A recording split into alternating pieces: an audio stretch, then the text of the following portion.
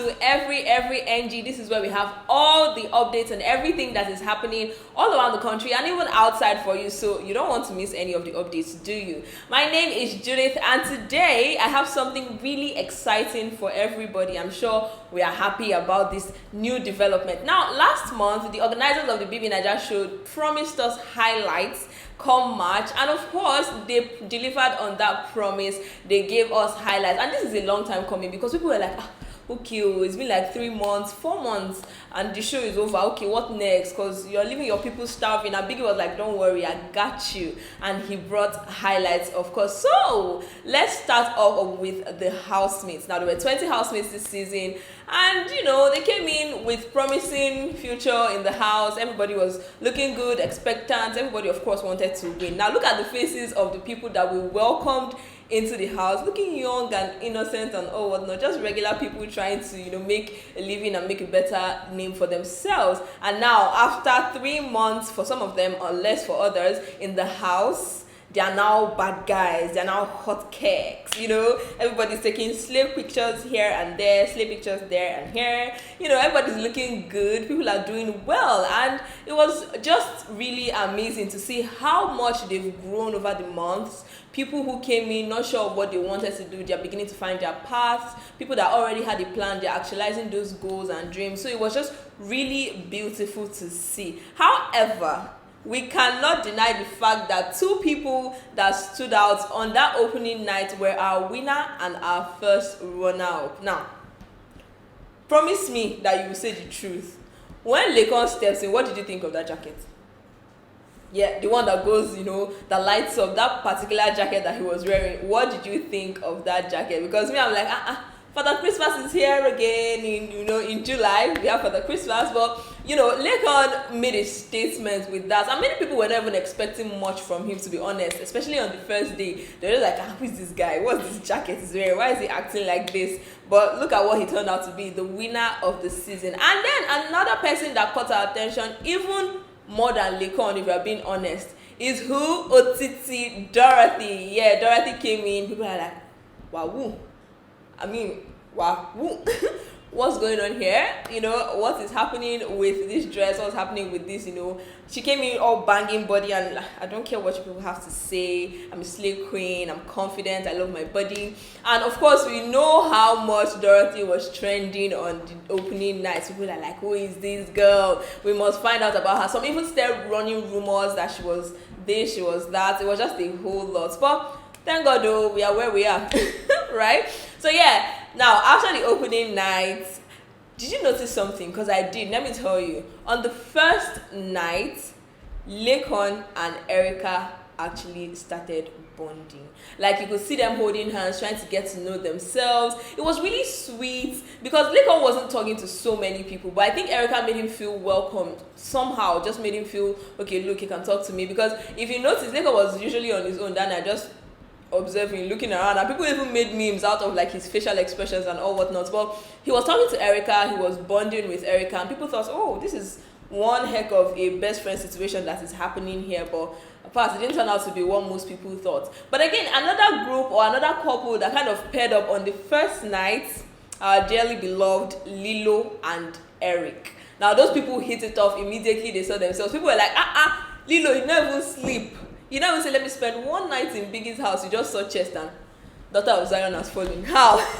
So yeah, Lilo and Eric also hit it off the first night. They were talking, you know, they were getting to know themselves. Things went a little bit too fast for most people's comforts, but it happened. They liked themselves, so who cares? Nobody. So let's talk about the first day in the house. Now, they were just randomly talking to themselves. You know when you keep like 20 people and there's no instruction yet, what would you do? I'll just try to get to know as many people as possible, just talking to anybody here and anybody that wants to listen to me. So that was what was happening. And I noticed that T-Badge has been very intentional about what she came into the house to do. And she stuck to that, you know, storyline till her exit from the house and even after. Now, on that first day, she was talking to people and she's like, look, The reason I'm here is because I want the world to know who Tolani Badge is. I feel like I'm meant to be more. Now, if you don't know, Tolani Badge worked in healthcare in the US, and she just, after like 9 years, she's like, look, this thing is not for me anymore. So she came back to Nigeria to kind of discover her dreams. So that was basically what she was telling her colleagues, like, look, I know I'm meant to be more. I'm not just meant to sit down in one office and do. I was meant to be a star, and that's why I'm here. So she said that. And then another person that caught my attention on the first day was Praise. Prince was excited. You could tell. I mean, who wouldn't be excited to be in the BBNaija house?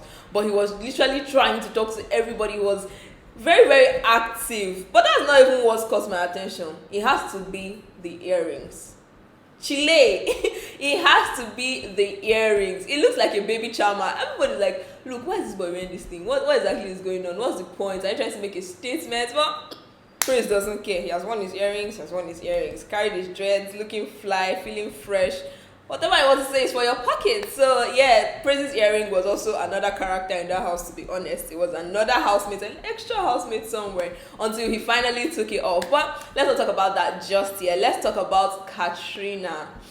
Now, this particular situation was very funny because it went on from being the reason why she was loved in the house to the reason why people were not even really talking to her. Some people felt like, this girl is doing too much. And it's, of course, cooking. So that first day, if you remember, Katrina cooked noodles for the house. Like, on that first day, she was like, look, I'm cooking noodles for everybody. And they were now, singing and dancing, Mama, do good, oh. Everybody, like all 19 housemates, literally circled Katrina. They were singing for her, and she was feeling fly, of course. Who wouldn't? So yeah, that was like the first time Katrina was cooking for the house. And then Biggie did not even let the housemates unpack their boxes. He did the head of house challenge. Now this one was very funny because Nengi, who ended up being the head of house that week, drew with Neo like 4 times. They would throw the dice and it would be the same thing. And Neo is like, what exactly is... Even the other housemates were like, what is going on? They drew the first time, drew the second time, the third time, and finally the 4th time, Nengi eventually won. I think she was like 2 steps ahead, and then she won the spot of head of house. And Neo was like, my village people are becoming very active. I can't let this happen. So yeah, he didn't win the head of house that first week. Nengi did.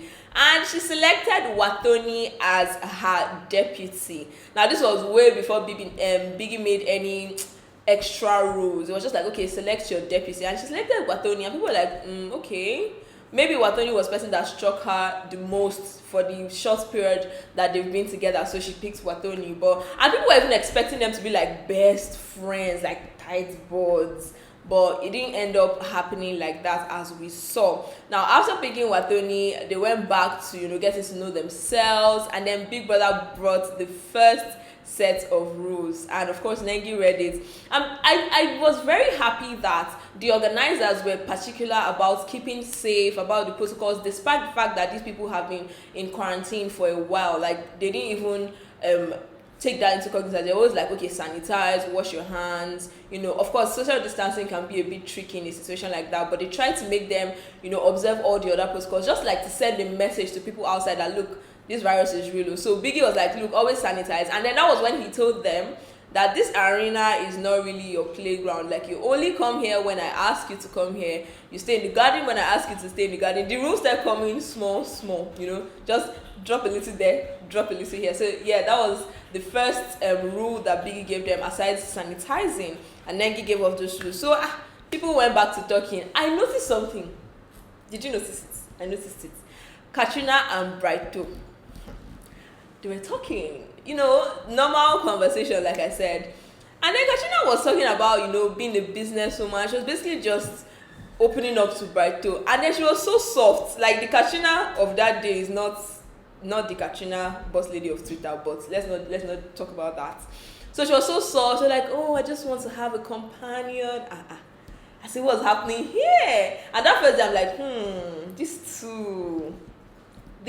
two. But they gave me a lasher.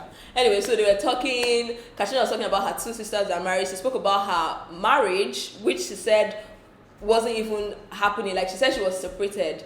And this is something that sent a lot of mixed signals to people, because today she says she's divorced, tomorrow she's separated, next tomorrow she's with the man. whole drama. But she said she was separated and she's looking for a companion, maybe in Brighto, who knows. But Brighto also spoke about his career. He said he wasn't much of a business person, but he's more of like a career guy. Brighto has Brighto has like 5 siblings. 5. He's from a large family, and you know, all his 4 sisters are all married. They were just talking, and I'm like, okay, friendship happening here, but Ella for Judith, Ella for Judith. But then again, to end the first day's highlights, Neo and Brighto got their first audio infringement. See, if you're going to do bad things, do it with people that don't get caught easily. You know that there are always people that when you're committing crimes with them, they'll just somehow you will be caught. And I think Neo is that person for Brighto, because they were gossiping, and I'm even happy that Biggie gave them that audio infringement, because I was straining my ears and like, what are these people talking about?